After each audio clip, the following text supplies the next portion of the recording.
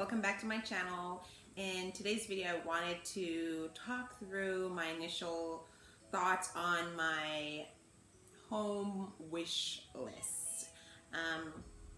So I made a previous video or just rambled video about really considering buying a home in 2021. But I wanted to make another video just kind of thinking about or talking about the type of home that I'm looking for. So I decided that the home that I buy, I want it to be in the city and not the suburbs. I'm buying this home for myself and my daughter, who's 21 months old, so she's super young. And we just don't need to be out in the suburbs. I mean, we just don't. There's nothing out there for us. I'm not saying the suburbs is horrible or anything like that, but it's just gonna be the two of us out in the suburbs doing what, you know?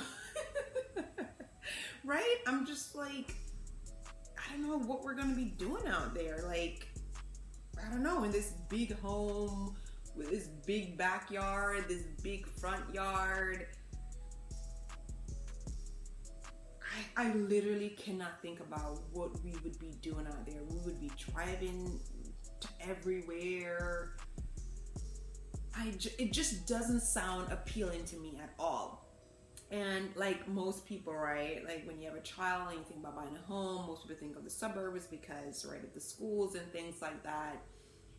But I also have to think about me too, right? So life is not just about my kid, it's also about me, right? So it's like, great, you can move to the suburbs, you can go ahead and get this 4-bedroom, 4-bath home for the two of you because it's in a quote-unquote good school district. Okay, but what about you though? What are you going to be doing every day for the next like 16 years that you're there while your daughter's going through this school district? What about your happiness? What about your contentment? Like, what are you going to be doing? Are you going to be happy there?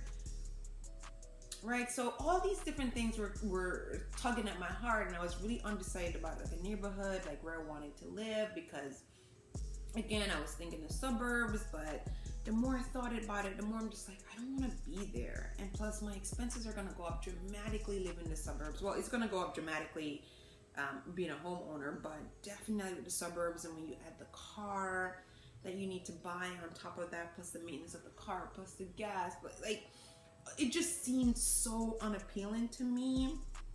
So I found a random post on Facebook from a group that I'm in about someone asking about Philadelphia. Now, I never considered the state of Pennsylvania before, much less Philadelphia. So I've been to Philadelphia before, but I don't know, 2 times, right? I'm 37, so not a lot. Basically, no. I've not visited Philadelphia before. I currently live in New York City in Queens, in an area called Astoria, which is like really hip and happening with lots of restaurants and bars and parks and things like that. And I live here with my kiddo, and honestly, if I could buy here, I would buy here. It's just that the homes here are over $1 million, and on my income, no, it's not happening.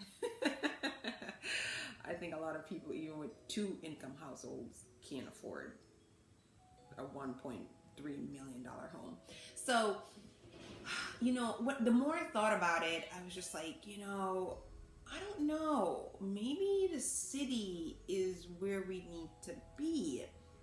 So on the post in the Facebook group, the person was asking about, hey, I'm thinking about moving to Philadelphia. Do you recommend any areas, right?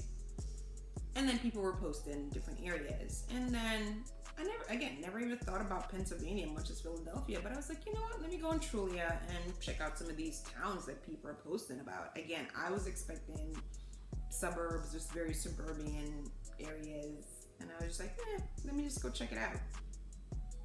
And then a lot of the areas that the people were posting was in the city, and I was like, wait, living in the city is actually affordable in Philadelphia? It never even, like I said, it never even crossed my mind. And I was like, wait, wow, that might actually fit exactly what I'm looking for, because with 1000% like certainty, I would buy in Astoria, Queens right now. I would absolutely buy in Astoria, Queens right now and raise my daughter here. So it made me start thinking, wow, there might just be like a smaller version of what I'm looking for, a smaller, more affordable version of what I'm looking for in Philadelphia. So it's the first time I got like really excited about like a neighborhood and moving and like setting down roots, things like that. I've never felt excited about any neighborhood until I discovered this post. I was looking primarily in the tri-state area, so I was like looking in New Jersey and Connecticut and then Long Island, and now I'm like, oh my gosh, this is amazing. Like, we'll get to be in the city. I mean, we'll basically just transfer our life here, there. Now I understand Philadelphia is not the same as New York City. No, I'm not going in with unrealistic expectation, but what I'm going in is like living in the city, if that makes sense. Philadelphia, the areas that I'm looking at right now, of course I'm flexible, is Fishtown, Maniac, Northern Liberties, Queens Village, Society Hill, and Old Kensington, right? So all those areas have like, you know, row homes. It's a city feel. There are restaurants and bars in the area. It's very walkable. There's parks you can walk to. There are local schools in the neighborhood that you can walk to, etc. Right? So I'm like, oh my gosh, this is like exactly what I'm looking for. The price range I'm looking for is $400,000 or less. Now, some of the home prices I've seen in these areas are way above $400,000. Some of them I've seen like $800,000, $900,000. So it can be very, very, very pricey in these areas, but I have seen enough homes below $400,000 that I feel pretty confident that between all these different areas, I could find something that I want. So let's talk about what I'm looking for, right? So I definitely, based off the properties I've looked at, I definitely would love to live in a row house. I love the charm of the row house. It's like the architecture of it, just the way it looks. So I definitely want a row house. So I'm gonna go through my need and then my want list. So I need a minimum 3-bedroom. Even though if you're wondering, you're like, oh, let's just need 2 of you. Nope, need 3 bedrooms because we need space between us. Especially, you know, again, I'm thinking more long term with this, right? Like, this is where we're gonna set down roots. This is where she's gonna have her childhood memories, all that good stuff. So while right now someone might say, oh, she's so young, you can get away with a 2-bedroom. Yeah, but when she's 12, no. When she's 15, no. So we need a 3-bedroom. Must have a 3-bedroom. So Mama Bear will have her room. That's me. Kiddo will have her room, and then the 3rd bedroom will be like a guest room, or it could be the slumber party room as she gets older, like whatever. Like, we have the extra room to kind of do her thing. We need 2 full bathrooms. I've seen a lot of like 1.5 baths and stuff like that, and you know, again, you could say, well, it's just the 2 of you. You can even survive on 1 bathroom. Like, nope, because my bathroom, I don't want anyone using my bathroom, so I need my own private bathroom. So that means she will need her own private bathroom. So we need at least 2. If we can get 2.5, that would be amazing. Then I need a backyard.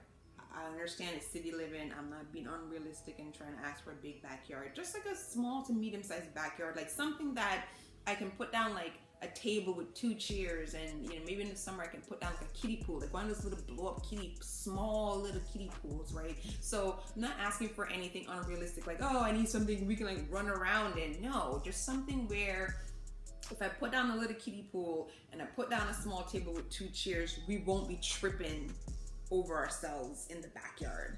Hopefully that makes sense. And then I need a finished basement. Definitely need the finished basement. That's just a big expensive project that I don't want to take on. And then I need hardwood floors throughout the home.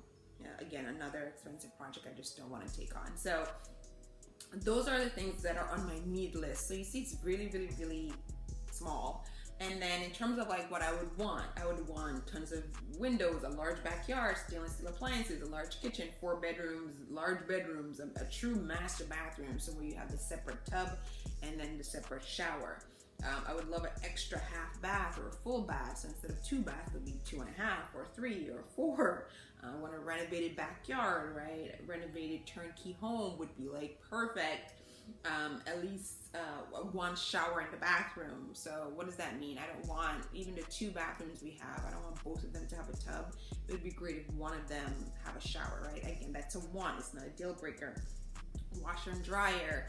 And it would be nice if it has a laundry room. Again, all wants that I'm thinking about right now. So that's what I'm targeting. I think I'm feeling good about it, actually. I think this is like exactly what we need. So I wanted to document this just to kind of see as I go through the process and look at homes and ultimately buy a home, if what I recorded initially is actually what I end up with, or if like I'm doing something completely opposite. So I'm really excited. Again, just wanted to put out my initial thoughts on this, and yeah, come along for the journey. Let me know one thing that you would be looking for. What would be a need for you as you are looking for a new home? Like maybe your top 1 or 2 things that would be an absolute need for you. And yeah, I'll bring you along this adventure. Talk to you soon. Bye.